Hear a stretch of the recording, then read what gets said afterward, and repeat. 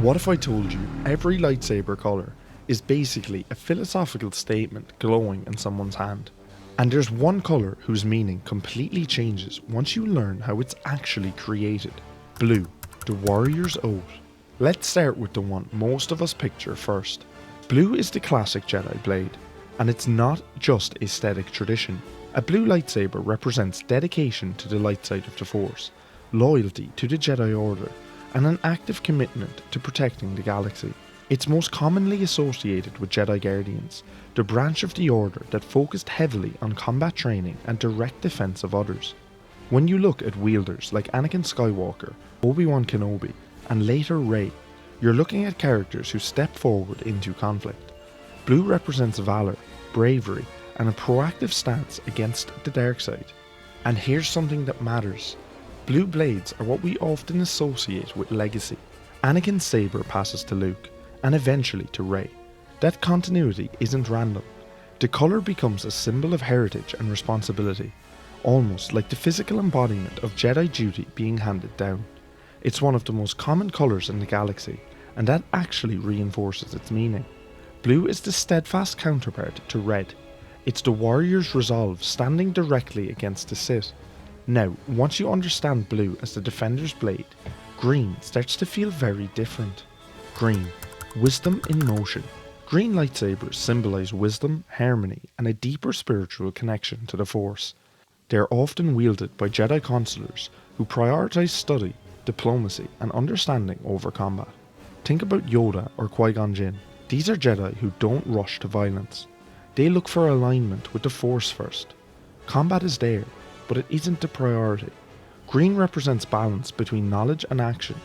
It signals someone who studies the Force deeply and prefers negotiation before drawing a blade.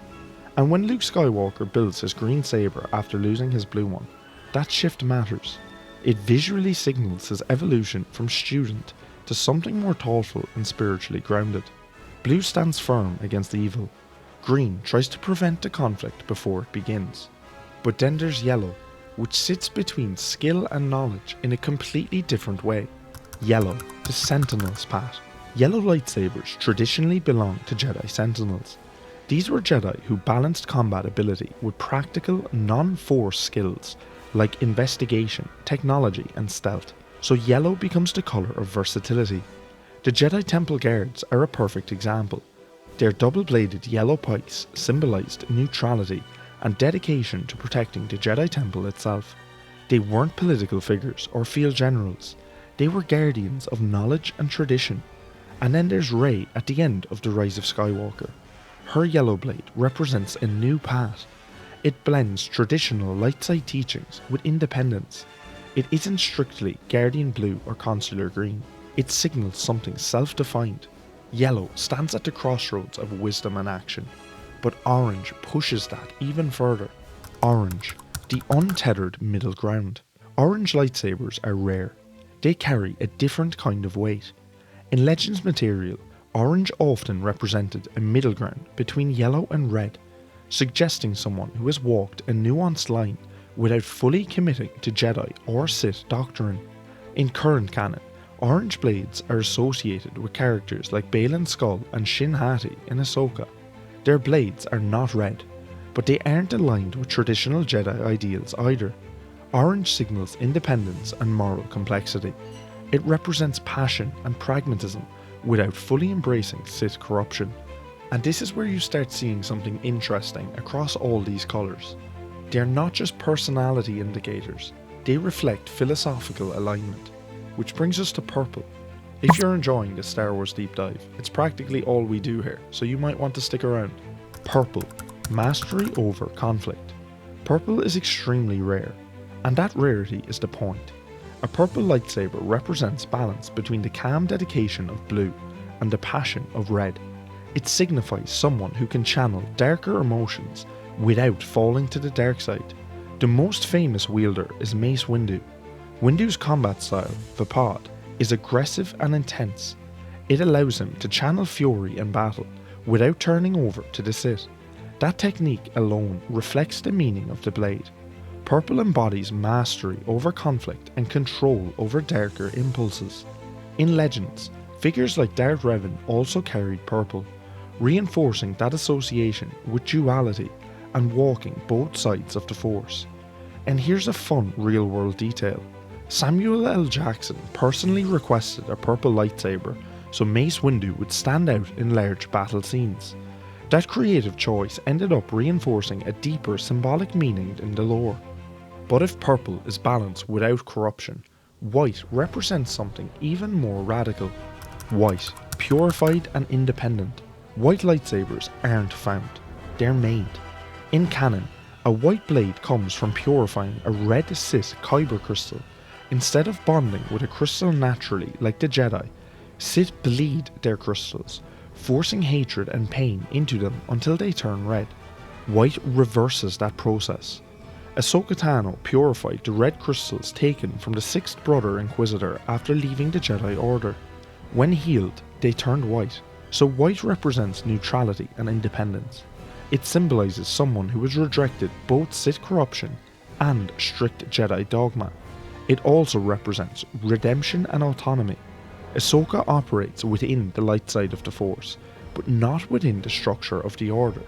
White is what happens when someone steps outside institutional identity while remaining aligned with the light side of the Force. And once you understand the purification process, red becomes more significant. Red, corruption made visible. Red lightsabers are not naturally occurring in canon.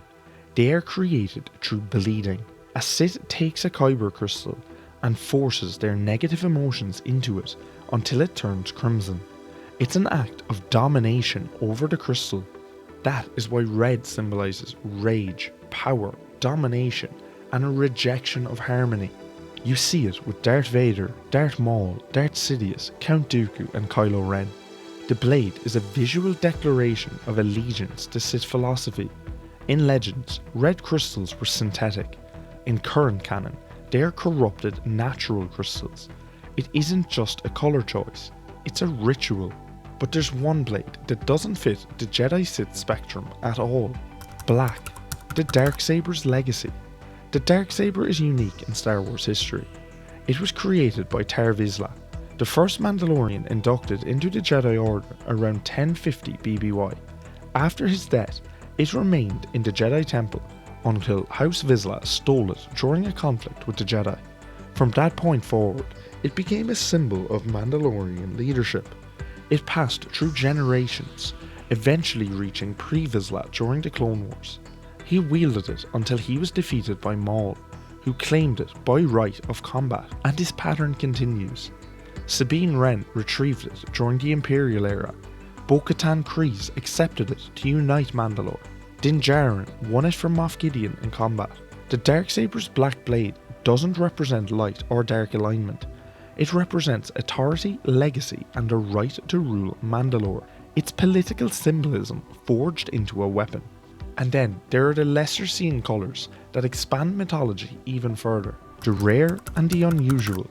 Cyan sits visually between blue and green, and it appears with characters like Cal Kestis. While not formally defined in canon with an official meaning, it's often interpreted as blending the calm intellect of green with the protective resolve of blue. Pink blades appear through seeker crystals, which allow the wielder to sense hidden nearby beings and danger. These crystals have mysterious origins and carry unusual lore around them. Indigo appears with the High Republic Jedi like Vix Phonic, showing how colour variation expanded during that era. Magenta shows up with characters like Cleland Cuds, adding even more visual diversity across the galaxy.